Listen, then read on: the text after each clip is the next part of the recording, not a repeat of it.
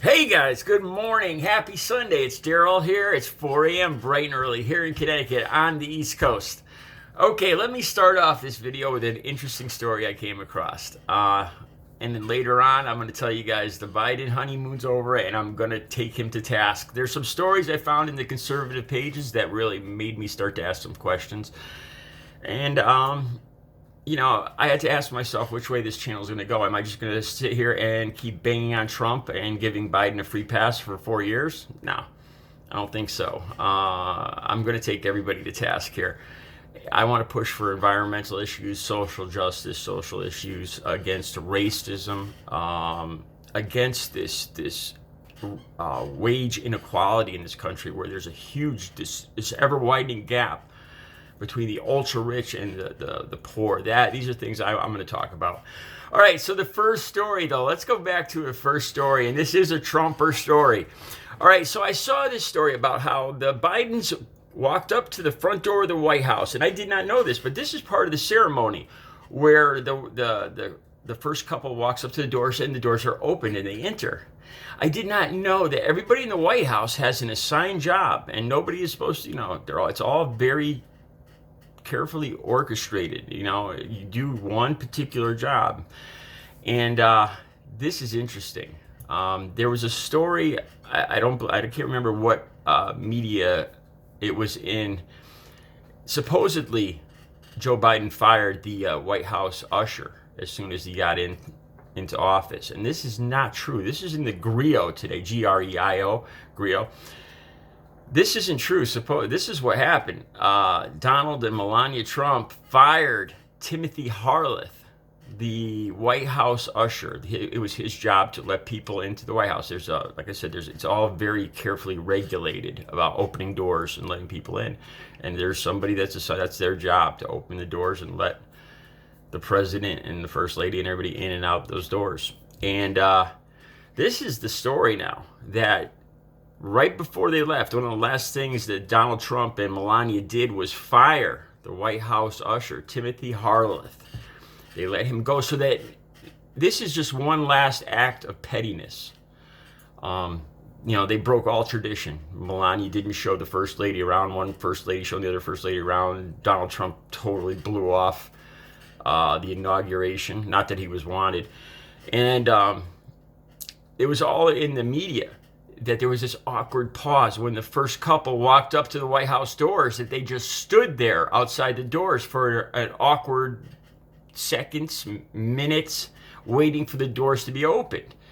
Because as you would imagine, I imagine, these doors aren't just casually left open so anybody could, I imagine everything is locked down and the doors have to be open from the inside. And one of the last acts of pettiness, Melania and Donald fired Timothy Harleth, whose job it was to open up the doors. So there was basically, as the Trumps left, they wanted to make sure there was nobody there to help the Bidens when they went in. Unlike the consideration that was shown by the Obamas, that was shown the Trumps when they took over. Just one last act of pettiness. Doesn't really surprise me. Okay, there's another interesting thing I want to talk about. The ex-president's club, man, this is the coolest thing. I love this. I kind of wish there was another.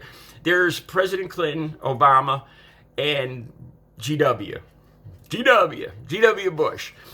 And those three, I got to tell you guys, I love seeing these three, man. It makes me feel good about America. It's to see these three guys palling around and saying they're going to do anything to help, anything they can as citizens to help out the new president. That is so cool, man. That is the spirit of America right there. I love seeing that. So the story is apparently that Donald Trump wanted nothing to do with this ex-president's club. And apparently, you've probably all seen the clip of the ex-presidents talking in front of, on the mall, I believe it was, or was it Arlington Cemetery? I'm not sure exactly where they were filmed, to be honest with you guys, but when Bush talked, a couple of them, they didn't name Trump, but apparently there was no love lost between these three ex-presidents. I think Jimmy Carter is in his late 90s, and physically, I don't think he was able to be there with those three presidents. And as we know, the first Bush passed away a couple of years ago.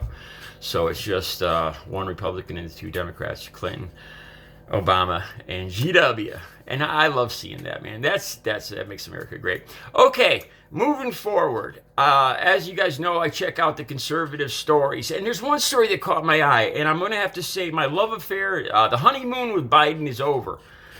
I want to see what I've been investigating, trying to figure out what the story is. With Biden canceling, Trump passed something in December to lower insulin and Epipen prices. Now, the more I look into this, trying to get to the bottom of this, it seems as though that this was just a political move by Trump, that there was already something in place that would transfer. The deal is that any savings that the drug companies get have to be passed down immediately to the consumer. And this was something that Trump passed in December. But the more I investigated, there was already something. There's something called the 340B rule or regulation in healthcare, and I believe this was already in place. This is as much sense I could make out of it, and that this thing that Trump passed in December was really just more of a political show to say that he did something for drug prices, for EpiPens, for the people with insulin and all that. Now, when Biden took over, he canceled all this, or at least he put it on hold until March, I believe. This drug regulation that Trump passed until March, so that Health and Human Services could look it over. This is the other side of the story now from the Biden camp, that these regulations that Trump passed in December are just there's already regulations in place for these savings to be passed down.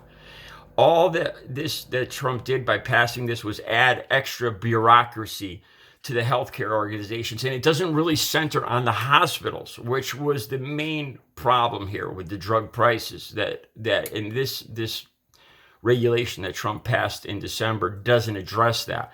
It's really part of my feeling. I'll put some links down below. I was trying to get an even feel for what the real story is here, because I was asking myself, is Biden already under the sway of Big Pharma? Canceling, because that's the way the conservatives and Trump supporters are painting it right off the bat, that Biden's already in the pocket of Big Pharma. And I had to look that up, and I started to see who Big Pharma is putting their money in, who their lobbyists are supporting most. And it's split. A lot of the top people in Big Pharma, the top executives, 2-to-1 in support Republicans. Well, the lower working rank and file pharma workers support Democrats. So it's more or less split, more leaning towards Republicans.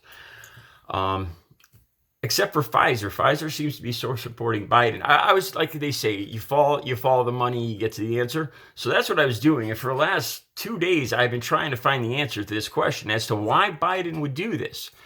Why he would take this is one of his executive orders, where he puts a hold on this pharma drug savings thing that Trump passed in December. And the gist of it is they want to check out all of Trump's regulations, because as you could tell, I believe that a lot of Trump's regulations, he didn't really know what he was doing, and a lot of it was for show, and I could believe that.